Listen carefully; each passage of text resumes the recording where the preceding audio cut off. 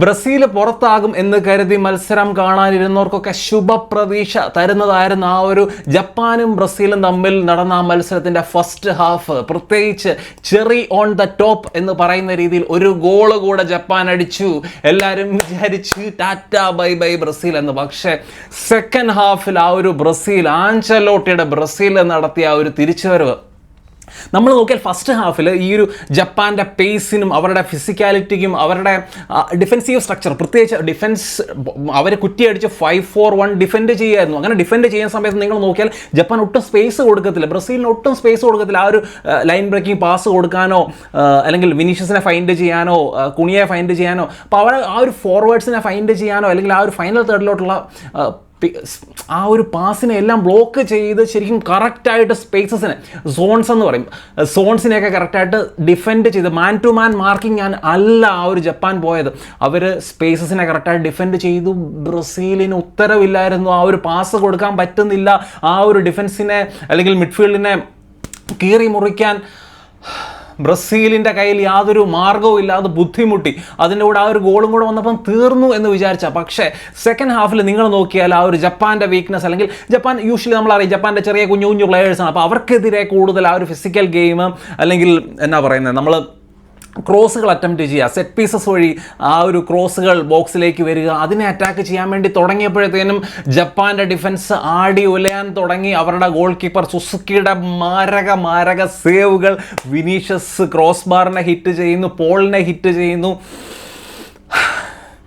അങ്ങനെ ശരിക്കും പറഞ്ഞു കഴിഞ്ഞാലുണ്ടല്ലോ, ആ ഒരു ഗോള്, ബ്രസീൽ അടിച്ച ഗോള് നോക്കിയാൽ പോലും കസമീരോ മാഞ്ചസ്റ്റർ യുണൈറ്റഡിൽ കാണിക്കുന്ന ആ ഒരു മാജിക് വഴി ഹെഡർ ഗോള്. അപ്പം ശരിക്കും ബ്രസീലിൻ്റെയും ആൻചെലോട്ടിയുടെയും ആ ഒരു എന്നാ പറയുന്നത് ലക്ഷ്യം എന്ന് പറയുന്നത് ബോക്സിലോട്ട് തുരുതുര ക്രോസുകൾ അറ്റംപ്റ്റ് ചെയ്യുക, അതിനെ അറ്റാക്ക് ചെയ്യുക. അതുവഴി തന്നെ അവർ അതിനുള്ള ഉത്തരം കണ്ടെത്തി, ഗോളും കണ്ടെത്തി.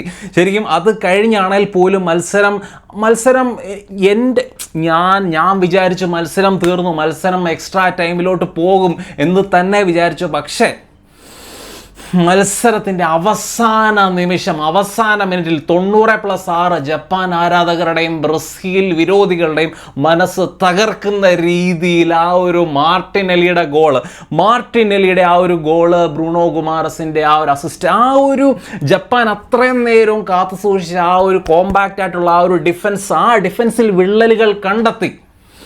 ആ ഒരു പാസ് ബ്രൂണോ ഗുമാരസ് കണ്ടെത്തി അതിനെ ഫിനിഷ് ചെയ്യാൻ മാർട്ടിനെല്ലിക്ക് പറ്റി. ആർസണൽ ആരാധകർക്ക് സന്തോഷിക്കാം. ആർസണലിൻ്റെ മാർട്ടിനെല്ലി മിക്കവാറും ഫ്യൂച്ചർ ആർസണൽ പ്ലെയർ ആകാൻ പോകുന്ന ഗുമാരസിൻ്റെ അസിസ്റ്റ്.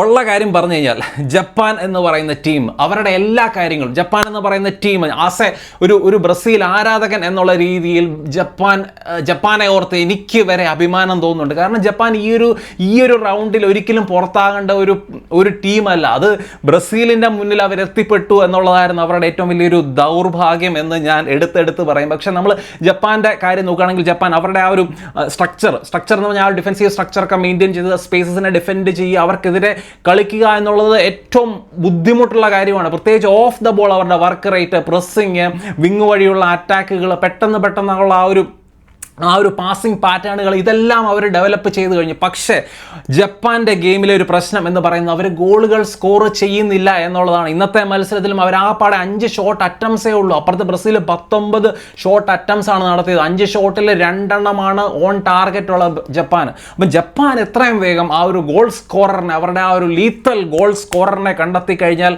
ജപ്പാൻ വലിയ ഉയരങ്ങൾ കീഴടക്കും എന്ന് തന്നെയാണ് എൻ്റെ ഒരു വിശ്വാസം. അപ്പം ജപ്പാൻ്റെ മുന്നിൽ ആ ഒരു ടാസ്ക്കാണ് ഇനി ജപ്പാൻ്റെ മുന്നിലുള്ള ആ ഒരു ഫൈനൽ സംഭവം. ആ ഒരു ഗോൾ സ്കോറർ, ലീത്തൽ ഗോൾ സ്കോററിനെ കൂടെ കണ്ടെത്തിയാൽ ജപ്പാൻ ഒരു മാരക ടീമായി മാറും. ഈ സമയത്ത് ജപ്പാൻ പുറത്താകുക എന്ന് പറയുന്നത് ബ്രസീൽ ആരാധകൻ എന്നുള്ള രീതിയിൽ തന്നെ എനിക്കും വിഷമമുള്ള കാര്യമാണ്. എന്ത് ചെയ്യാൻ പറ്റും, നമുക്ക് മുന്നോട്ട് പോയേ പറ്റത്തുള്ളൂ. We are really sorry. അപ്പം മത്സരത്തെ പറ്റിയുള്ള നിങ്ങളുടെ അഭിപ്രായങ്ങൾ തീർച്ചയായിട്ടും ചെന്നം കമൻസ് ആയിട്ട് ഇടാൻ പറ്റുന്ന നല്ല വീഡിയോ കാണാം. Bye.